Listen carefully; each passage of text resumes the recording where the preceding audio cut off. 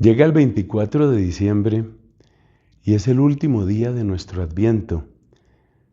La noche de este 24 ya se llena de luz. Es una noche que se llena de luz, como lo había anunciado Isaías, ¿no? El pueblo que caminaba en tinieblas ha visto una luz grande. Pero estamos en el 24 y en el 24 pues todavía utilizamos los ornamentos propios de Adviento con este color sobrio que indica recogimiento, que indica penitencia. ¿Qué lectura nos presenta la Santa Iglesia cuando llegamos al 24 de diciembre? Es el cántico de Zacarías. Recordemos que Zacarías se había quedado mudo. Zacarías estaba oficiando, él era sacerdote de la antigua alianza y él estaba oficiando como sacerdote en el lugar santísimo del templo de Jerusalén, donde se le apareció el ángel Gabriel y le anunció que aquello que Zacarías había anhelado, había ansiado toda su vida, es decir, ser papá, eso se le iba a cumplir. Pero Zacarías no logró creer. No logró creer y su pregunta, la pregunta que le hace al ángel, pues denota esta dificultad en la fe. Zacarías dice, ¿yo cómo puedo estar seguro de eso? Como una especie de corrección dura que Dios le envía por la palabra de este ángel, pues Zacarías se queda mudo. Y esa mudez de Zacarías únicamente se va a romper con el nacimiento de su hijo, Juan, al que nosotros llamamos Juan el Bautista, porque pues esa fue la labor principal de su misión en esta tierra, Juan el Bautista. Entonces, cuando Zacarías rompe su mudez por bondad de Dios y por poder de Dios, entona ese cántico maravilloso que la Iglesia ha hecho suyo para la oración de la mañana. La oración de la mañana en la Iglesia Católica se llama Laudes, y en Laudes de cada uno de los días, es decir, todos los días, tenemos estas palabras de Zacarías que son como una verdadera escuela de alabanza y son una catequesis preciosa sobre lo que significa la redención. Empieza diciendo, bendito sea el Señor Dios de Israel porque ha visitado y redimido a su pueblo. Y estas palabras de Zacarías, repito, son como una enseñanza, son una catequesis bien densa, bien hermosa, que nos enseña qué significa ser redimidos. Hoy, por ejemplo, yo quisiera destacar, junto con ustedes, esa parte un poco más abajo en los versículos, donde dice, es la salvación que nos libra de nuestros enemigos y de la mano de todos los que nos odian.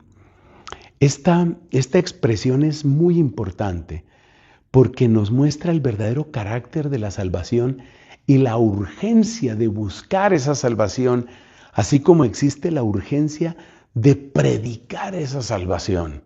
La urgencia de buscar y predicar esa salvación. Es la salvación que nos libra de nuestros enemigos y de la mano de todos los que nos odian.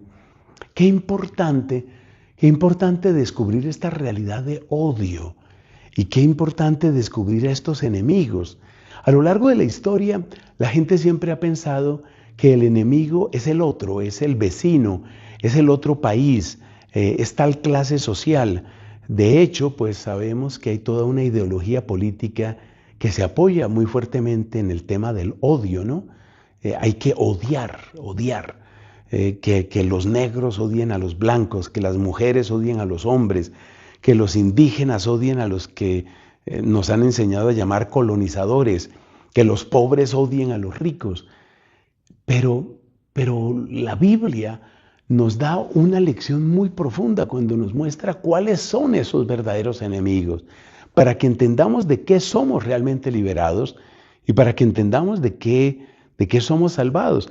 Y eso es lo que nos enseña Cristo, entre tantas enseñanzas. Cristo nos enseña que nosotros somos liberados fundamentalmente del pecado. Pedro, en el capítulo 10 del libro de los Hechos de los Apóstoles, resumía la vida de Cristo diciendo, pasó haciendo el bien y liberando a los oprimidos del demonio. Y también se describe la obra de Cristo como ese deshacer las obras del diablo. Se describe la obra de Cristo diciendo lo que dijo Cristo: el que comete pecado es esclavo del pecado.